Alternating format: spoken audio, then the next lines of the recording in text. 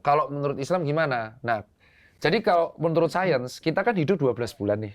Kita tuh kayak ibaratnya masuk ke dalam tubuh, ini penjelasan beliau ya. Masuk, kita cuma disuruh 1 bulan ngeriset. Nah, kalau dari sains ya, kita ilmiah, dengan puasa itu ada 3 hal yang pasti. 1, pola makan kita pasti teratur, nggak mungkin nggak. Orang yang GERD itu pasti jadi teratur di sini.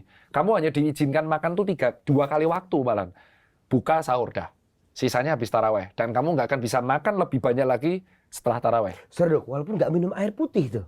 Kenapa? Iya, karena tubuh itu masih bisa bertahan tanpa minum 4 hari. Oh ya? Iya. Oke. Itu yang masih kuat. Ya. Jadi jadi justru orang yang punya penyakit GERD dengan cara berpuasa itu dia akan mulai teratur karena pola makannya kan diatur. Problem orang GERD tuh karena makannya berantakan, Bib. Jadi biasa makan jam 2 siang, tiba-tiba jam 10, makan jam 7, hancur lah asam lambungnya pasti naiknya fluktuatif. Nah, gara-gara dia puasa, dia normal. Nomor 2, kalau kita memanfaatkan dengan baik, lagi, kita tuh bisa dapat double fat burn di si sore hari dan fat loss sekaligus. Bedanya adalah kalau fat loss tuh seharian. Jadi buat orang-orang yang pengen ngurusin badan, dia bisa mengatur pola makan sehingga dia defisit kalori terus. Harus ya kalau dia fat loss terus dengan mengatur pola makan yang benar, dia makannya nggak kacau balau ya. Jadi nasinya dikontrol dan tenek bengek seharian jadi defisit. Di 1 syawalan lingkar perut itu turun. Dan itu terjadi di timku. 7 timku yang obes ngikutin programku, 7-7-nya lingkar perutnya turun 7 cm, turun 4 kilo, turun 6 kilo. Jadi kalau puasa tuh dimanfaatkan buat program fat loss, itu bagus banget.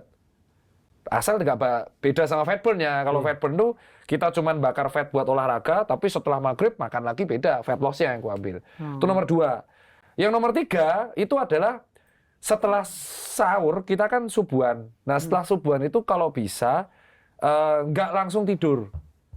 Wih, sunnah Nabi itu. Ya, nggak langsung tidur. Karena kalau di ilmiah, nanti yang jelasin dari sunahnya jenengan ya. Kalau dari ilmiah itu ketika kita subuhan, itu hormon semua titik tertinggi. Insulin titik tertinggi, kortisol titik tertinggi. Jadi kita tuh on fire banget. Subuh tuh? Iya, habis subuh. Oke. Jadi Tapi kuncinya harus tidur dulu, Mas. Iya, Itu nggak tidur sampai subuh, tiba-tiba subuh on fire. itu saya yang bilangin. Mengepus renge kan, dikit-dikit mati stroke. Nggak bisa, jangan. Tapi yang saya bilang subuh tuh lagi on fire. ya kalau kita tidur teratur ya, Nat. Jadi kita tidur dulu, terus bangun-bangun pas subuh itu on fire sekali. Jadi kalau kita olahraga tuh paling bagus, membaca apapun di situ paling top. Oke. Nah, ketika kita memaksakan kita tidur, misal tidur jam 10, terus bangun jam 3, habis sahur tidur lagi, itu malah potensi resisten insulin, terus berantakan tidur.